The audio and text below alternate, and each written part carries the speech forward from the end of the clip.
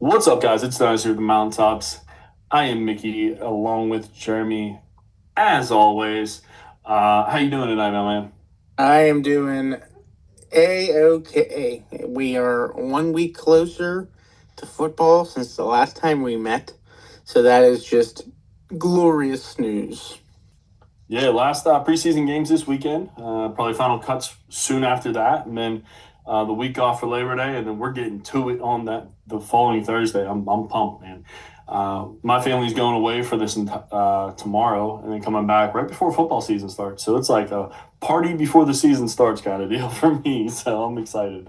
Gonna watch the Pirates in Fenway, so I'm pretty pumped about that. That's exciting. That's going to be a really cool trip. Yeah, I've never been to Fenway, so I want to see the Green Monster and check out everything. Also, go see Adams. Shout out to them because they're phenomenal. So, gonna go tour their place as well. So it'll be fun. Um, and then we're gonna get into football season when we get home, which is sweet. I had two drafts on Sunday. I don't know if you've had any yet. I don't. Do you do redrafts still? I don't do any redrafts. No, I think, and not against them. I'm in 4 dynasty leagues, and once I've tasted the dynasty wagon, I can't go back. I think I'll be extremely reckless if I ever do a redraft. Yeah, since starting Dynasty and playing redraft still, well, keeper and guillotine, I have focused on rookies and second year guys so much more. It's hilarious. Instead of just the veterans. So it's pretty interesting how that Dynasty mentality just stays with you. So, but we are here today to talk about Dynasty quarterbacks and tight ends. So we're going to start off with quarterbacks, talk about them real quick, and then shoot over to the tight ends in the second half. In between, for halftime, as we call it, we are going to talk about Calvin Ridley. Speaking of a veteran, so we'll talk about him and what his fantasy outlook was, how he did last year, what we think is going to be his future, things like that. So that should be exciting. So first of all, we're going to start with the quarterbacks, and no surprise, in for the consensus. Once again, the consensus is based off of Dynasty Daddy has like 5 or 6 different websites that they gather from, and they give you rankings for. So I put those all together and made a consensus of it. So that's what this is. Their consensus. So Josh Allen, or first year, excuse me, Josh Allen, Lamar Jackson, Jaden Daniels. What a shocker, right? The only difference we really have, I know you don't have Jaden Daniels in your top three. You have number four, but I kind of wanted to know why Lamar over Josh. I went with Lamar over Josh just by the sheer tie splitter of his rushing upside. Lamar, I mean, that gives you some credits and that gives you some aspects. That's why, in my personal opinion, why Jalen Hurts made my tier one for a little bit of a spoiler alert. But I think the rushing upside amongst the two of them, they have similar weapons. They have a decent tight end game. They have a solid one wide receiver with a few mid-tier mid-carders, if you will, for wrestling terminologies, in regards to wide receivers. But not a flashy duo like we're seeing in Cincinnati and we're seeing now in Dallas. Yeah, no, absolutely. Both of them are kind of lacking that wide receiver bang in Josh Allen and Lamar Jackson, respectively. So I do have Josh Allen with consensus number one. And jumping into this, not much to say about it. I think he's the better passer, and they run very similar. I know Lamar's better runner, but he doesn't run as much anymore. But still gets you the points there. So it's like splitting hairs, like we say all the time. But I have Jane Daniels fourth in my tier one. And in my tier one is Jalen Hurts, who is in tier two for the consensus, along with Joe Burrow, Jalen Hurts, and Patrick Mahomes. Jalen Hurts is my number two quarterback overall. Until the tush push is illegal, he will be my number two because he's going to score touchdowns flat out. I think his arm's better than what the media tends to say when he needs to. Last year, he was looked down upon because Saquon Barkley was the running back running for 2,000 yards, 400 carries, so he didn't have to do as much. But when he needs to do something, look at the Super Bowl, he performs. Um, Two Super Bowls in a row. I believe it was two in a row, two in the last 3 years, whatever it was. The last two Super Bowls he was in, he outperformed arguably the best quarterback in football, in Patrick Mahomes. And there's not really anyone who can disagree with that because of the stats. So I have him as my number two overall, three spots higher. You have him right at number five, but in your first tier. So your tier is a little bit wider than mine and the consensus. So you have Joe Burrow, number three, Jaden Daniels, number four. What was the switch for? I think if we have a Jalen Daniels year this year and maybe even next year, then we could you could twist my arm in regards to having him move over to Joe Burrow.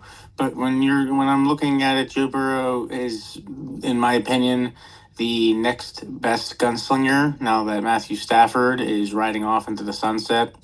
He's a complete game general, and he has arguably the best offense around him with the two wide receivers, a mid-tier wide receiving core that is elite, great tight ends, and Chase Brown.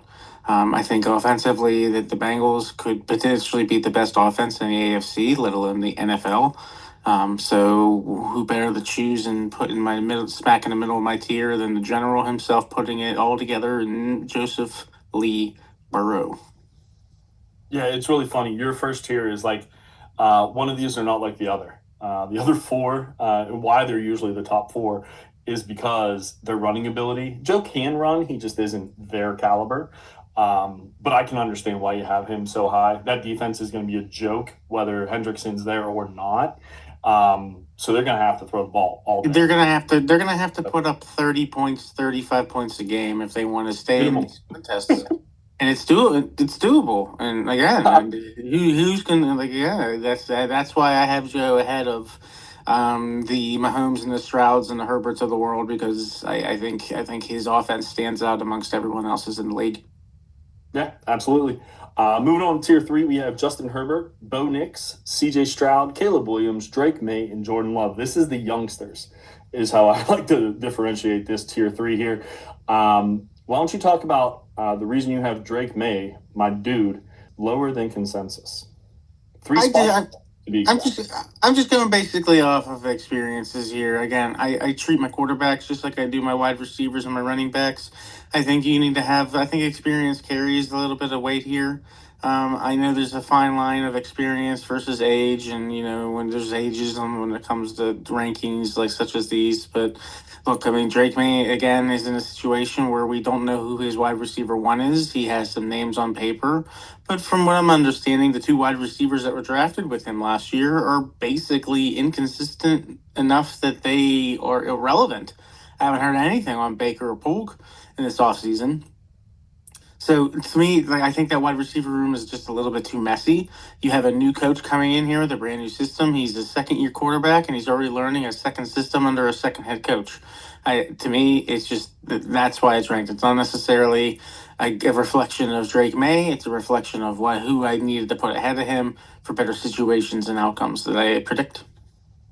Yeah, I have him three spots higher. I love him. There's no denying that whatsoever. I've said it enough on the podcast how good I think he could be. I think he could be a young Josh Allen. So he's not there yet, and that's why he's in tier three. But I get what you're saying about everything around him worries you. Yeah, everything, I get that. and I support the Josh Allen analogy. I mean, Josh Allen wasn't perfect his first years. It took him some time for growth, and I think if we would look back, Josh Allen would be in a similar spot that I have Drake May. It's a matter of when that breakout comes. I don't necessarily know if it's this year. I think it's more the next year, but we'll see exactly how it falls into place. Do you remember what wide receiver unlocked Josh Allen? Hmm. Very Oh, well put. Stephon Diggs. That's okay. Ah, no, I'm just kidding. I don't know if it's going to be the breakout this year, but I see a huge future for him. So I get that. On the other hand, I was not a high fan of Caleb Williams. Never have been, never probably will be. Um, They have given him everything. They've given him the offensive guru in Ben Johnson. If he doesn't succeed this year, I don't know what the Bears are going to do. Offensive line set, defense is pretty good. Running back's a little questionable, which means you're going to throw the ball more. I don't really see how, if Caleb doesn't perform this year, when will he?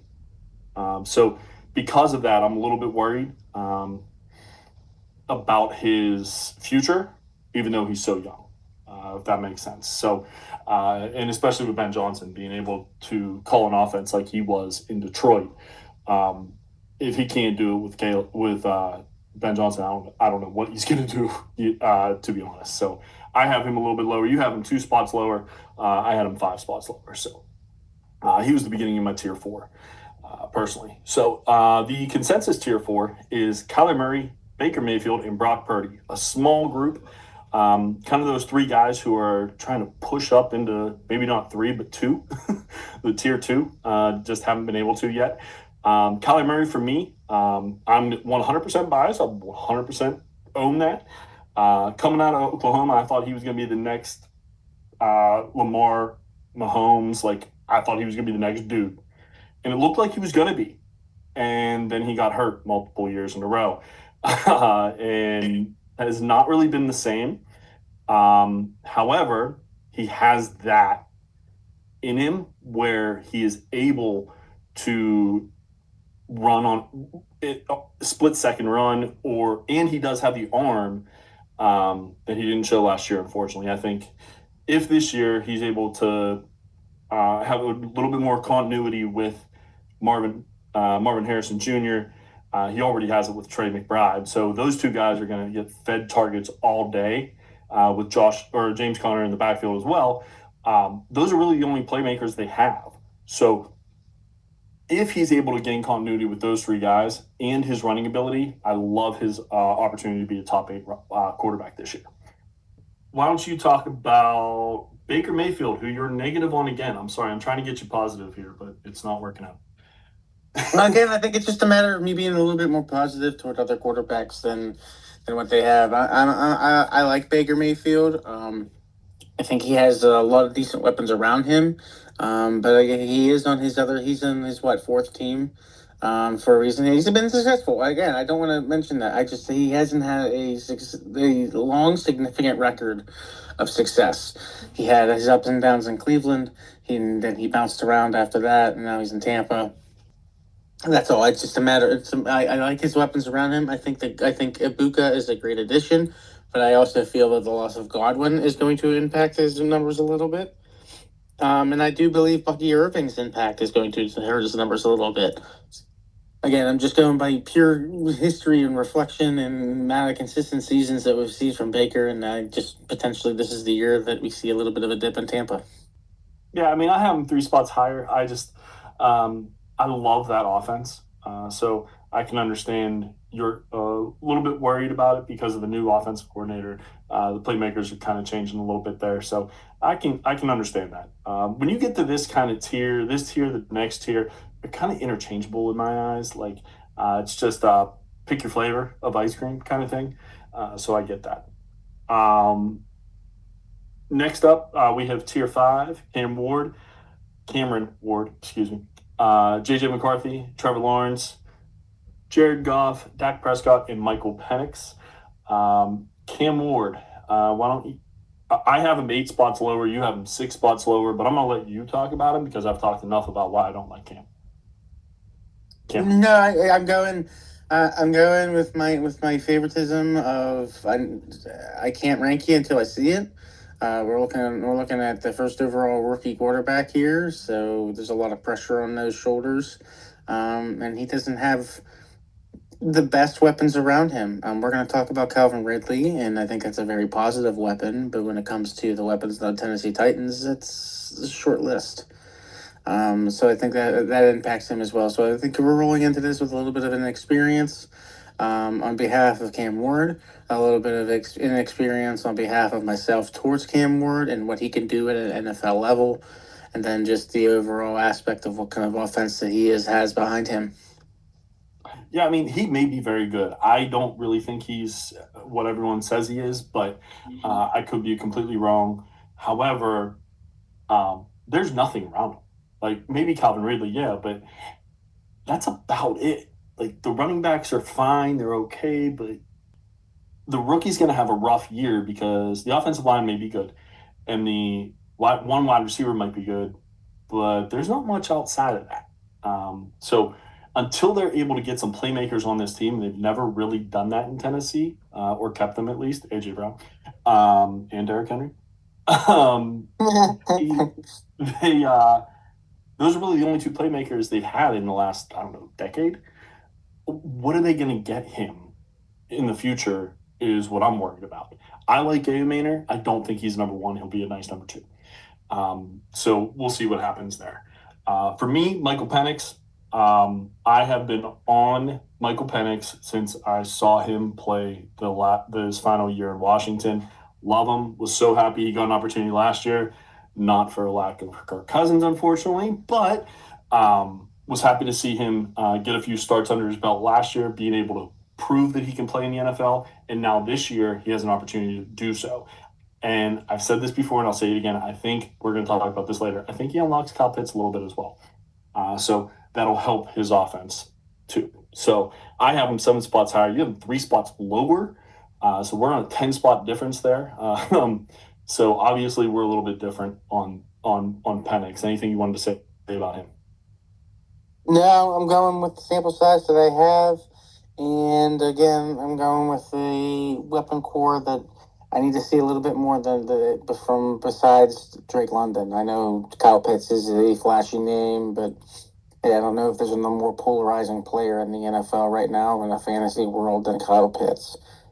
So again, the sample size that we had of Penix was nice, but it was really just that, a sample size. I'm looking forward to seeing what we can do the following year. I'm not necessarily down on the guy, but I'm looking for a little bit more of a sample size to compare against. 100% understand it. I might have him a little bit high. I'm not going to lie. I'm just a huge fan of his. I have him in the bottom of my third tier. So he jumps 2 tiers for me. So tier 6, we have Bryce Young, Tua. I always say his name wrong. We're going to say Tua. And then Justin Fields.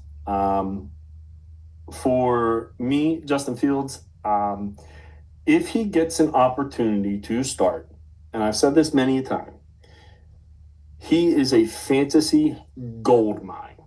Never finished outside of top 10 in fantasy when he's healthy and starting.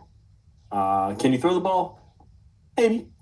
Um, Hopefully, he's able to throw the ball to his former college teammate a little bit better than what he's shown in preseason here. But there's no one behind him. So I'm taking as much Justin Fields as I can get this year because, especially if you're going for a chip. Now, if you're tanking and kind of punting for the season, Fields is not really the person I would go after. He's a piece that you may be able to win a chip with because he is so good on the ground. And hopefully he'll be able to pass the ball as well. Uh, you were very high on Bryce Young, 4 spots higher, in fact. Yeah, I think the Panthers have done nothing but help Bryce Young. I know we're going. I know he had himself a very solid end of the year after being benched to Andy Dalton. And they've done nothing but help him out. They've drafted a wide receiver that is literally crafted into the exact mold of what Bryce Young is looking for and needs to be successful. He has a pass catching tight end. He has a veteran wide receiving core. He has a young wide receiving core in Leggett and Coker. He has a fantastic running game that's helped support behind him. And again, it had, in my opinion, one of the best offensive lines in the NFC, let alone the NFL. So I think offensively, he has everything around him to succeed. And again, I'm going. He showed that he can do a little bit at the end of the year last year. So again, you increase his offensive weapons, and you familiarize him with another year with the same kind of coaching staff. Wheels up on Bryce Young. Yeah, I like Young as well. I have him one spot lower, but that's because I just have him in Tua flipped, to be honest. Because I love Tua's arm when he's healthy. But I love Bryce Young. I like Bryce Young a lot.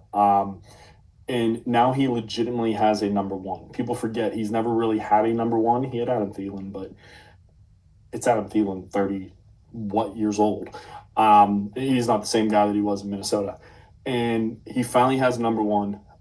Like I was going to say, sorry, people forget that he was drafted uh, number one overall by the Carolina Panthers because they traded DJ Moore plus. So his number one went to Chicago, and he never has had a number one. Now he does in Ted McMillan. We'll see what he can actually do this year. I'm pretty excited for him. I'm going to let you start off on this one because mine are actually going to roll into each other. So we have tier seven: Sam Darnold, Anthony Richardson, Jackson Dart, Geno Smith, Matthew Stafford. So I'm going to have you talk about Anthony Richardson because I have him 8 spots lower, but you had him 9 spots lower. So this is the one that I actually had to change because of the information that we received earlier this week. In Anthony Richardson is now the backup, and Daniel Jones is the starter. Still haven't ranked higher, but um, or no, the consensus still has him ranked higher, which I was surprised about. But go ahead, Anthony Richardson. Yeah, I guess it doesn't surprise me that they had him ranked higher. I mean, he has some his, albeit again polarizing.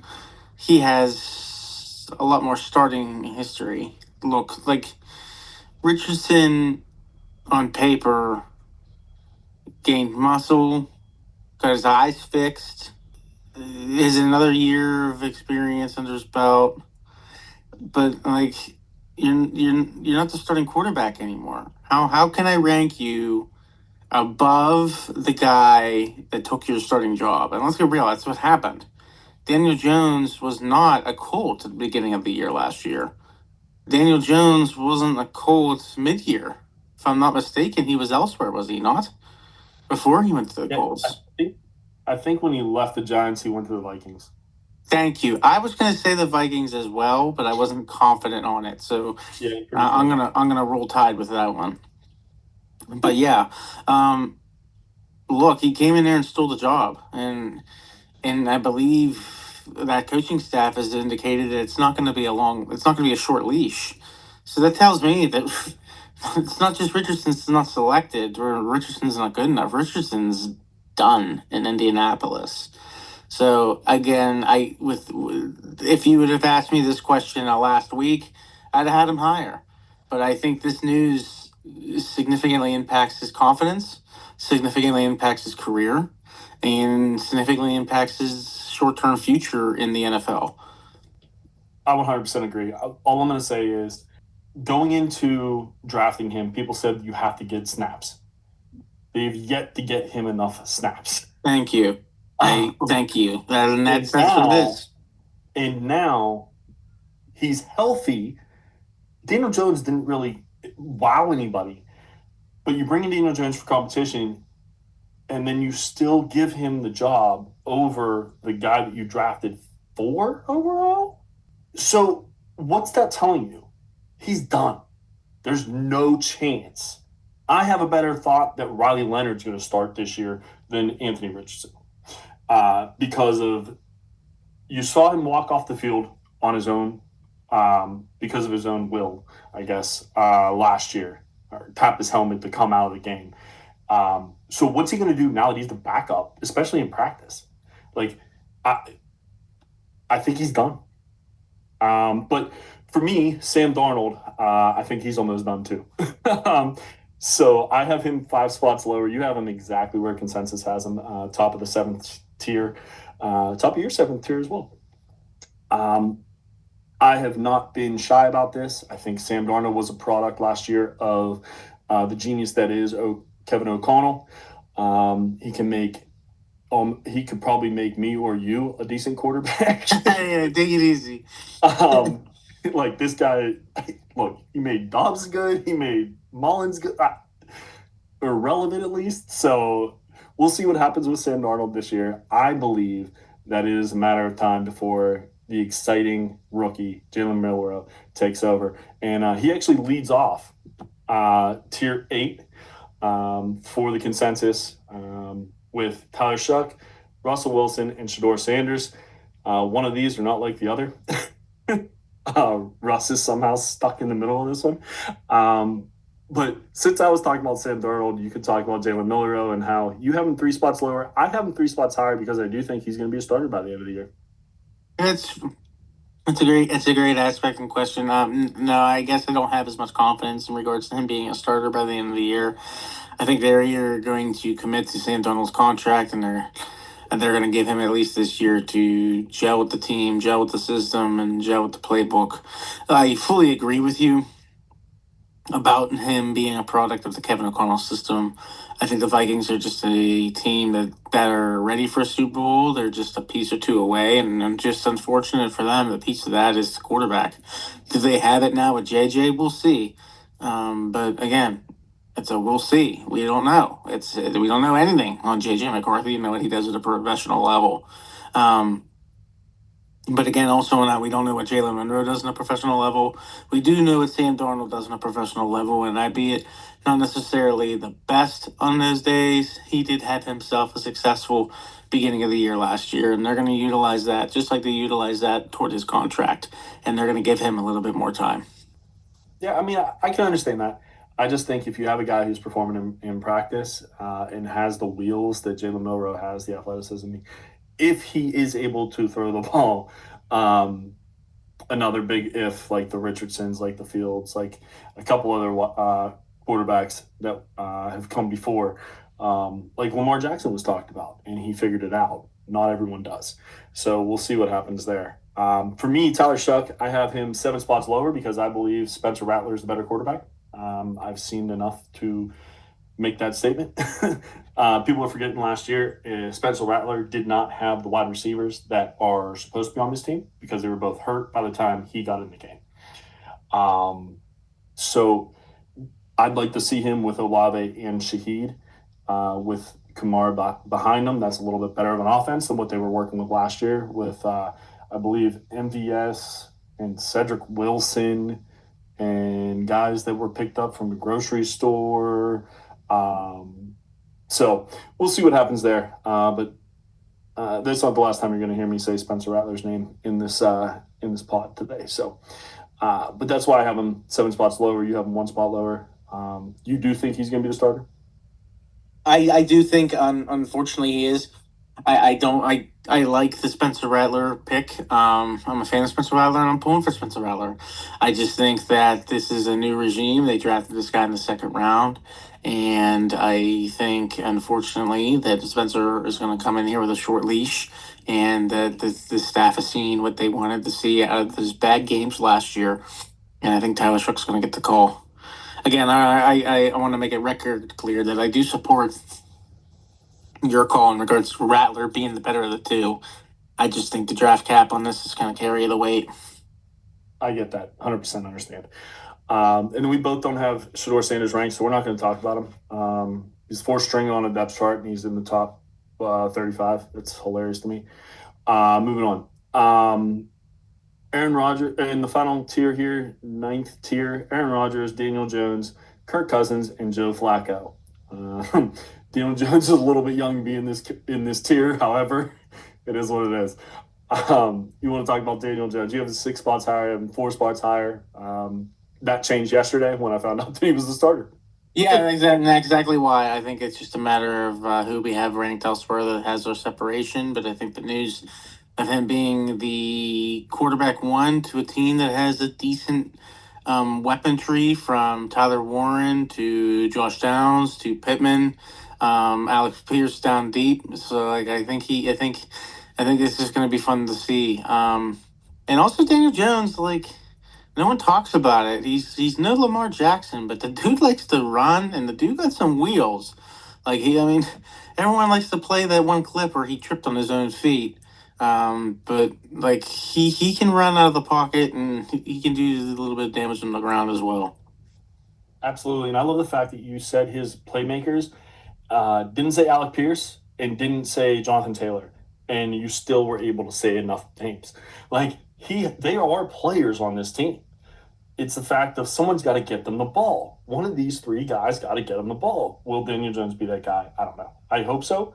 Actually, I hope not because I want to see Riley Leonard. But I'm basing basically off of what we've seen with Malik Neighbors. What Daniel Jones was able to do for him. he was What was traded or he was cut, or I don't even know what happened. Traded or dropped in the middle of the season, the year that Neighbors is a rookie. So he wasn't doing Neighbors any favors. Neighbors any favors? I mean, we'll see. We'll see what Russell Wilson can do. That's all I'm saying. We'll see if Neighbors can stay healthy. Well, that's number one. Oh yeah, that'll be a big deal there. And then just a couple names. I already said the one that you kind of had on your list, so you can talk about him real quick if you want. No, And Riley Leonard. No, I think you just in summary. I think his name needs to be mentioned. Riley Leonard, third string, I guess you would argue, in Indianapolis, but it was drafted from this new coaching tree. Drafted with their intentions in mind, and if they are truly are sour on Anthony Richardson, and he ends up being shipped, Riley Leonard ends up being QB2 under right behind Daniel Jones. And again, Daniel Jones is not going to have a short leash, but let's get real here. Daniel Jones is not going to have a long one either. So I think an honorable mention at minimum is where Riley Leonard belongs to be on this list.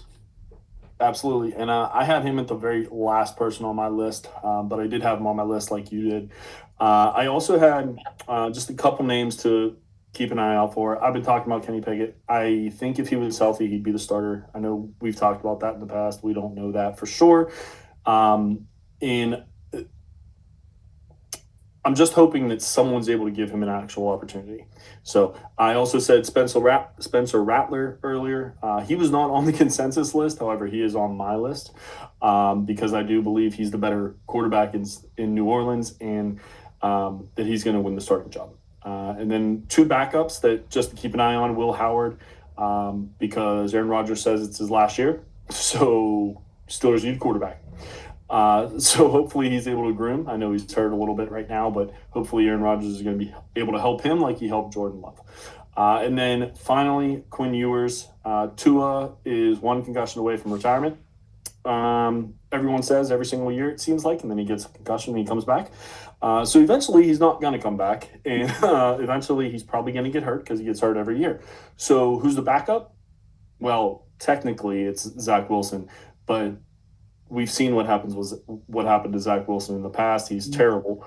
That's a low key. That's a low key matchup. Not to interrupt you, but that's a low key matchup that I'm curious to see how it shakes down as who is ends up being QB2. Because if it's based off of preseason alone, it's Ewers. From what I've seen in preseason and the games that I've watched and the tape that I've seen, like Zach Wilson looks like Zach Wilson, and Ewers looks like somebody who I don't want to say could have been a steal, but he's looking like exactly what Miami was hoping that he would be in regards to a safety net behind Tua if his number is called. So yeah, I like the addition of Ewers. He was one I wish the Steelers ended up getting. But yeah, I think he gets an opportunity to play some in Miami due to his health history. Yeah, we talked about Ewers enough, but I won't beat a dead horse. I just think if he gets an opportunity, it's going to be hard to give it back to somebody else. Um, so love Quinn Ewers. So we are going to hit halftime here, talk about wide receiver who is 30 years old, in Calvin Ridley, but took a year and a half off of football. So is that good for him or bad for him? We're not really sure. I haven't figured that out yet. But 30 years old, 7 years in the league, 6'1", 190 pounds. Last year, he did play in all the games. Rough fantasy, even though it looked good by the end of the season, I think. People were saying that he was top 25, I believe it was. But two games over 20 points, two other games over 15 points, and two other games over 10 points, and that was it. Everything else was single digits. So that's 11 games in single digits. He had I thought, a rough year, but that's mainly because Mason Rudolph, who thank God is not the Steelers quarterback, and Will Levis, who's out for the season this year, were his quarterbacks. So he didn't have one. So we'll see what happens this year with the number one pick in Cameron Ward. For the stats, real quick: 17 games, 120 targets, 64 receptions, and he can catch when you throw it to him. So that tells you how often it was thrown to him. 1,017 yards, still over 1,000 yards, was pretty impressive. 4 touchdowns. Also had 8 carries for 55 yards and a touchdown. Just wanted to throw that in as well because he does do a little bit of running back stuff, not very much though. So gadgetry stuff. So, your thoughts on Calvin Ridley? We'll start with you. No, I'm looking forward to seeing what the numbers are this year versus last. It's clear that the quarterback is an upgrade. And they drafted Cam Ward, who, again, this is a significant upgrade to accuracy and deep ball into short ball, to game management, everything in between. Ward's arm strength and his deep pass game capabilities are going to fit Ridley's scheme really well. The numbers were not that you ratted off were not super impressive, but the receptions of 64 and his receiving yards over 1,000 were the team's highest. And now they lost Tyler Boyd and Westbrook Akine, who was low key a touchdown monster last year. They lost both of those guys. I really do think it's Ridley's locker room to run with. Yeah, I mean, everyone talks about Tyler Lockett still being there, but he's on literally last legs. I don't know how good he's going to be this year. I like Alec Ayemater, like I said before, but I don't think he's a one. I think he's a good two with somebody else. So hopefully Calvin Ridley will be able to help Cameron Ward through his first year, and then we'll see how long he's able to play because he's already 30 years old. And what do you think about the year and a half that he took off? So I know it was for mentality and things like that, from what I understand. But it's a year and a half away from football. He's 30 years old, really only 28 in football, I guess. I don't know. What do you think he has more left in the tank after the next couple of years, or? Yes and no. I think the wide receiver rule, especially the timing of which he took off the time for football, didn't impact him too much in regards to development. I'm not a big fan of um, guys missing first years and everything like that, but the mileage is not there. So I get what you're saying about being 28 going on 30. But that makes total sense because the mileage isn't there. He hasn't had that tackling. He hasn't had that yardage ran, that ghost yardage that nobody talks about for wide receivers. Jamar Chase might run 15 yards out, 15 times in a game, but if he's double covered and he's not getting thrown the ball, that's ghost yardage right there. But he's still running those routes, not to mention what he does. So there's less mileage and wear tear on him, which is going to significantly, I think, help him in the long run here, where he ends up being a type of Devontae Adams type wide receiver, where he's going 32, 33 and not slowing down. Yeah, no, I can't disagree with you there. I was always worried about someone taking a whole year off in the middle of their career, and coming back. But he has been able to do it better than almost anybody else I've seen. So we'll see if he can progress even more. It was a shame that I know we're going back a couple years, but it was a shame that he was top 5 receiver when he left, or darn near close. When he left. I think to me that's the only reason why it's not so damning. Is again, it wasn't in the beginning of his career. I think these guys that lose significant time or their entire rookie years, it tends to have a little bit more down on ripple effect. But I think him taking the time that he needed for the reasons of which he needed, it's kind of one of those what ifs. If he was around and he never took that time off, what if the situation would be maybe he's putting out numbers that are even greater, or maybe he is floundering somewhere because his mental health wasn't necessarily established. I guess you can look at look at Antonio Brown. Yep. No, absolutely. No, yeah, yeah, it's true. Um, He's the Calvin Absolutely. Ridley that never took the break. That's a great call. um, so what would you be doing with Calvin Ridley if he's on your team? Buy, sell, stay put? What's up? If I'm contending, I'm holding on to him. Um, if I am tanking, I am waiting. I am blocking him and waiting for someone to take him. I'm okay with selling him, even just for like a third round pick or so. Because again, I think the age is going to impact him, and you could argue against a rookie wide receiver. But again, if I'm competing, I'm not only holding on to him, but I might look for him if he is going for as cheap as he is, from what I'm hearing, on certain values. Because again, I think his numbers are going to be reflective of a wide receiver one, and I think his numbers are going to be significantly improved from last year, basis on the quarterback alone. Yeah, and I think if looking at this team, if Cameron Ward targets him 120, 130 times, you're going to see him catch a lot more than 64 balls. Um, so because of the upgrade in quarterback. So if I'm a contender, I'm actually looking to low key get him because of the discount on the age and the discount on how his performance was last year. Now, before he has a good game with Cam Ward, if I'm selling, it's kind of like you said. If I'm not necessarily going for it, then I can trade Calvin Ridley to a contender, but I'm waiting until him and Cam have a game. Yeah, When and I think it is coming. I guess that's the point I was trying to make. Yeah, So like they're well gonna worded. have one. Maybe just one, but they're gonna have one. You know that because he's just gonna be peppered so much with targets. There's no one else here. Yes. Uh, so yeah, if I'm rebuilding, that's the word I was looking for earlier. Yeah, If me too. I yeah, couldn't think of it either. words doesn't work very well. Yeah, if I'm rebuilding, I'm probably trying to sell them, but I'm not selling them until it's proven that him and Cameron Ward have a um, rapport to be able to show that. And then I'm selling them whenever it's a little bit higher of price. So we're going to get into the second half here. Well, before we do that, anything else you want to talk about, Calvin Ridley? No, I think he's undervalued. I think he's underappreciated. I don't think that it's unjustified basis off his numbers, but I think the young rookie's going to improve Ridley's numbers drastically, and which will also improve Cam Ward's experience as a rookie quarterback. Love it. Yeah, couldn't say it better myself. So moving on, we're going to talk about the tight ends quickly here. Um, the top of the board is actually kind of boring. Everyone has the same because there are two dudes who are just better than everybody else.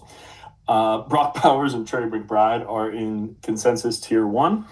I have Brock Bowers in a tier by himself and then Trey McBride in a tier by himself because if I have an option, I'm never taking Trey McBride over Brock Bowers.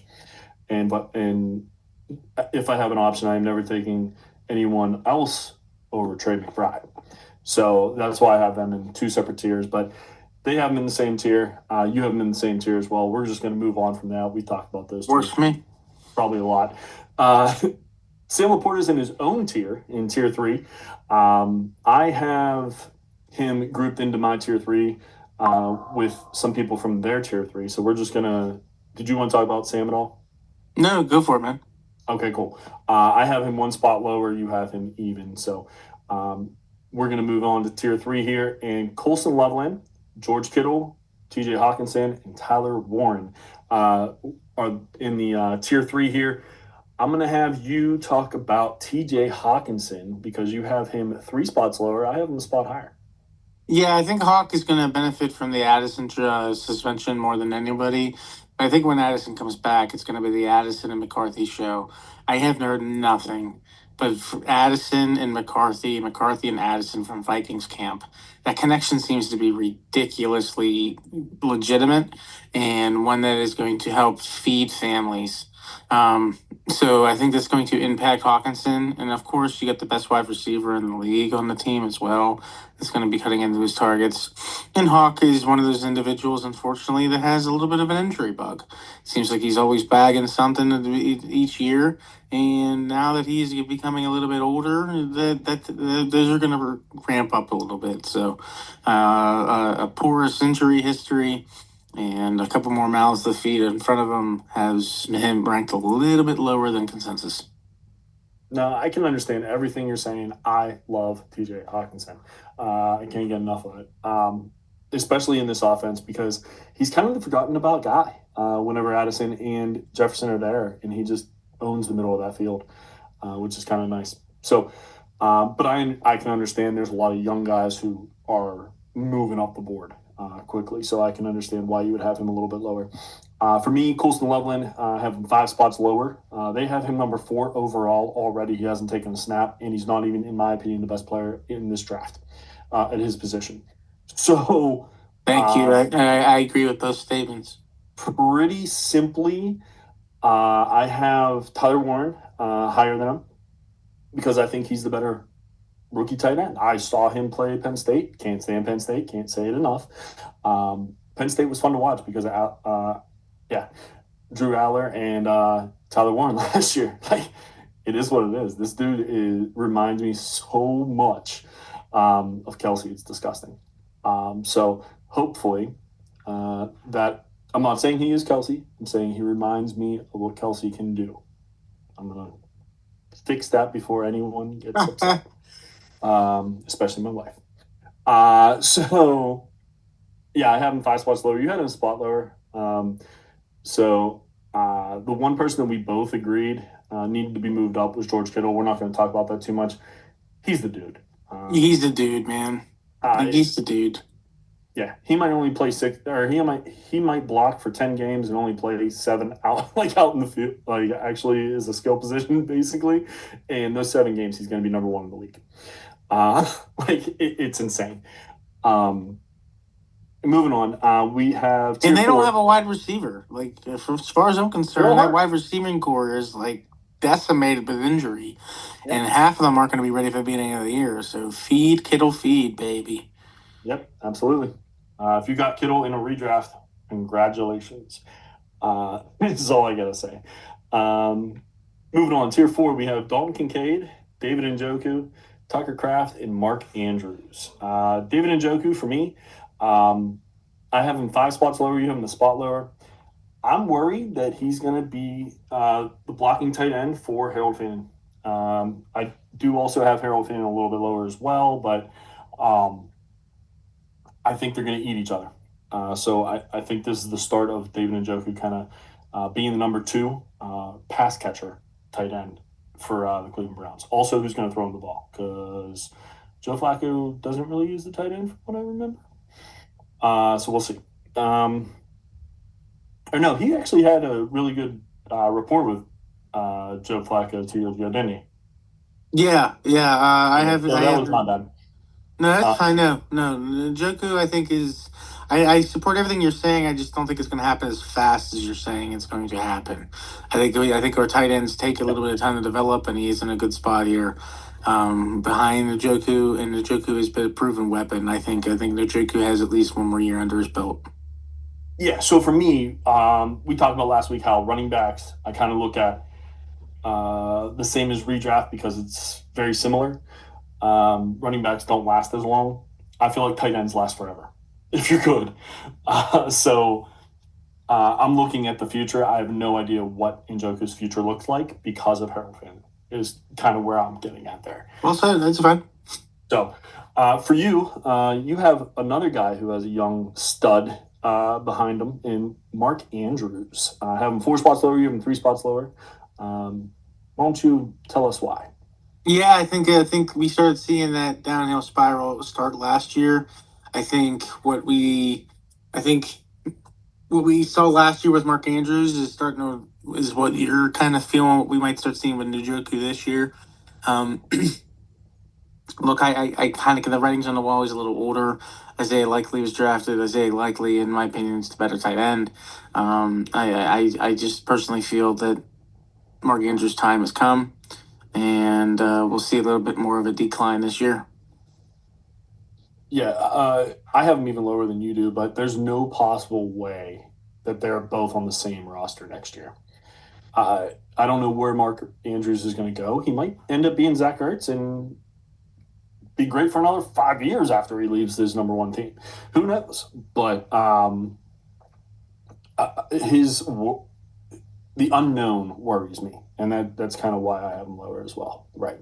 Um, Next up, tier 5, we have Travis Kelsey, the GOAT. Isaiah Likely, who we talked about just a second ago, Kyle Pitts, and Evan Ingram. I'm going to talk about Isaiah Likely because I have him 5 spots higher. You have him 1 spot higher. And it kind of goes off of what you were saying. I think he's better than Mark Andrews. He's just hurt right now.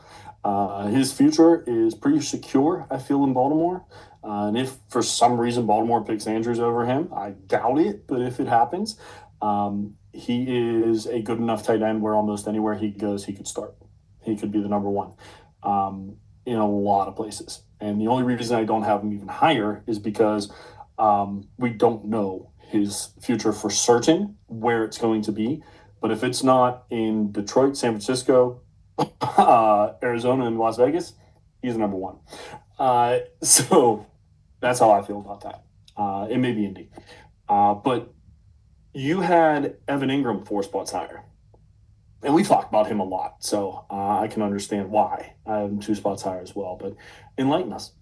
Yeah, just what hasn't been said. I think he's that what's the cliche term nowadays? He's the Joker in the Sean Payton offense. I think he was one of the first ones that Sean Payton pursued and had a desire to acquire via trade or free agency. So I think yeah, I think he's a perfect fit for that offense. I think he was handpicked by the head coach, and when you're handpicked by the head coach, they have big things planned for you. Couldn't have said it better myself, sir. Tier 6 is two players here. We have Jake Ferguson and Mason Taylor. I'm just going to say Jake Ferguson, I have 5 spots lower. With George Pickens coming in to Dallas, I think he loses a lot of steam because there was no other pass catcher in Dallas except for CeeDee Lamb, and now there is. So I think a lot of the targets that were going to Jake Ferguson are now going to go to George Pickens. Therefore, Ferguson may lose a little bit. There. I also don't think he's that good of a tight end. I think it was because of the targets.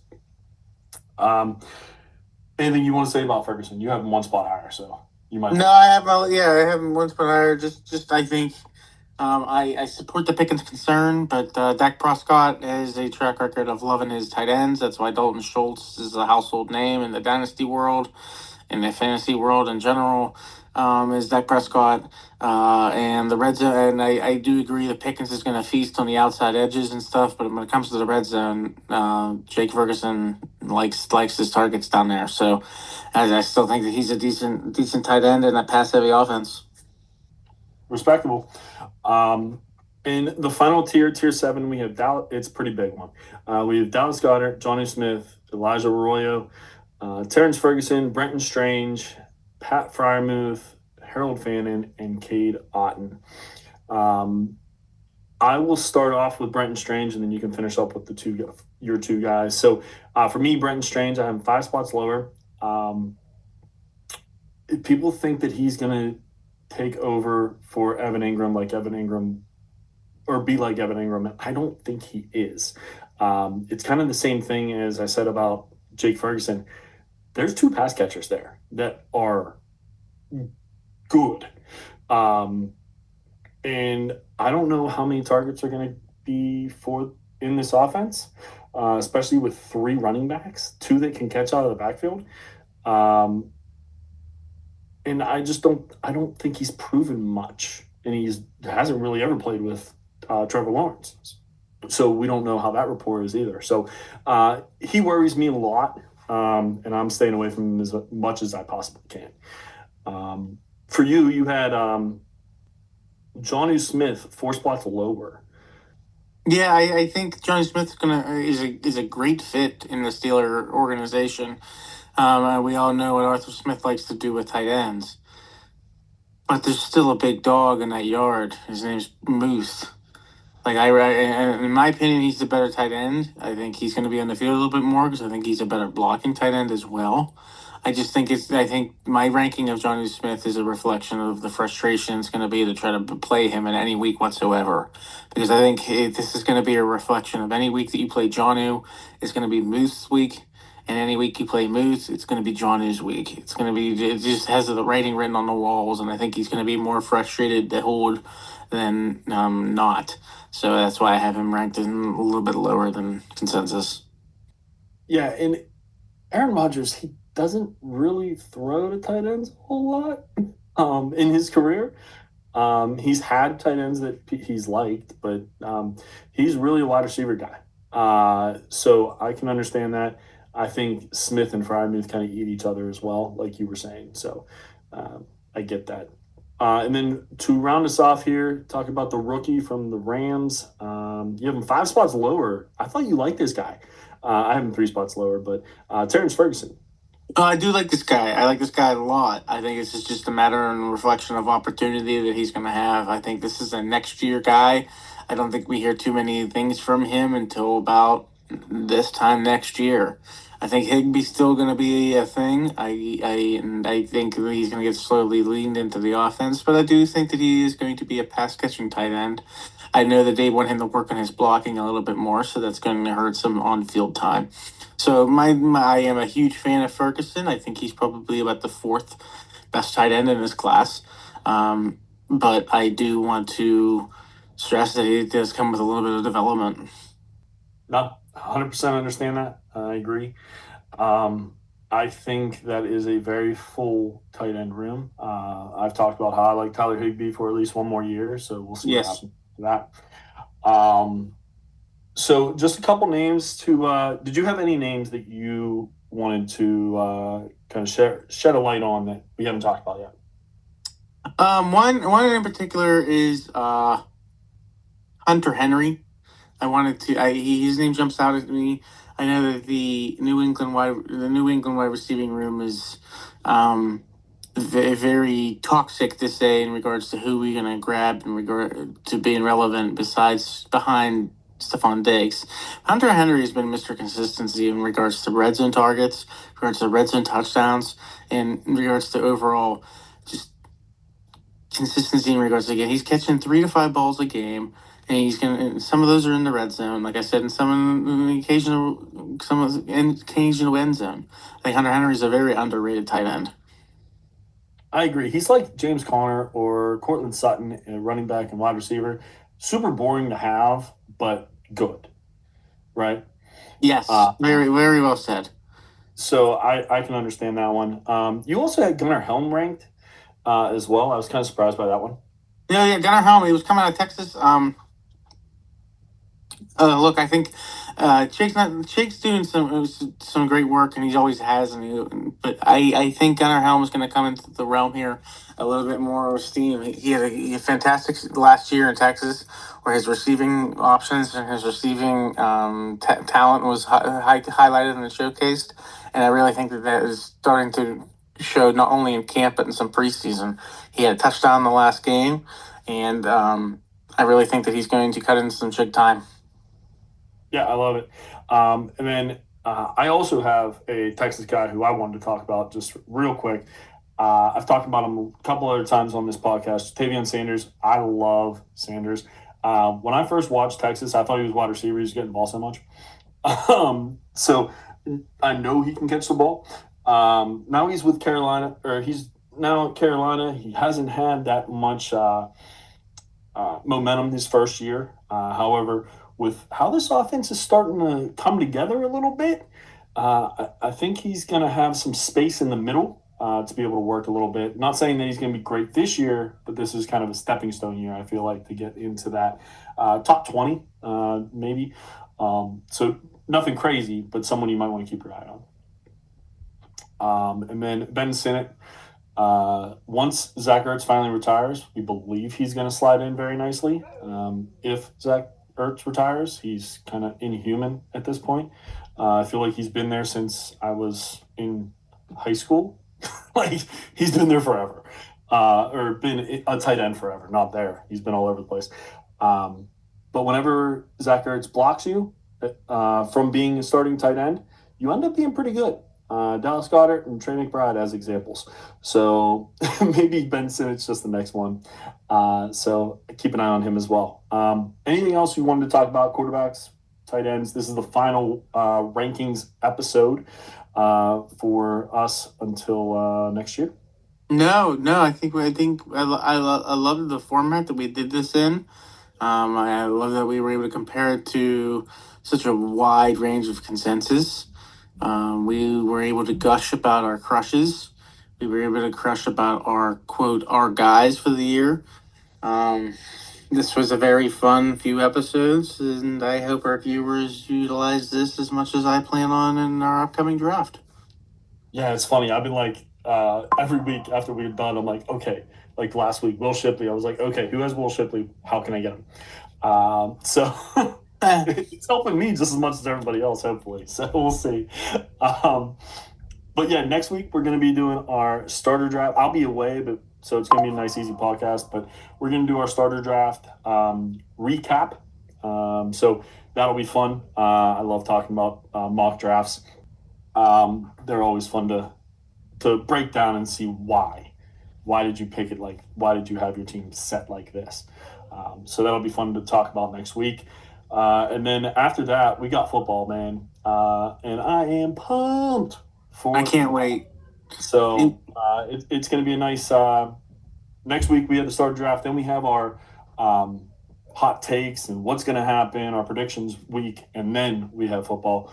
And we're going to talk about football for the next 18, 19, 20, however many weeks there are. 18 weeks in the regular season and probably even more in the playoffs as well. So um, for Jeremy, I'm Mickey. Check us out on YouTube, Podbean, and Apple. Check us out on socials at dynastymttops, Blue Sky, and X. Also, make sure to email us at dynastymttops at gmail.com. Give us any comments, concerns, any questions, anything like that, or also some show ideas. So if we have some time, we can talk about those as well. So again, for Jeremy, I'm Mickey. This has been Dynasty with the Mountaintops. Have a great week. Hey, good luck, guys.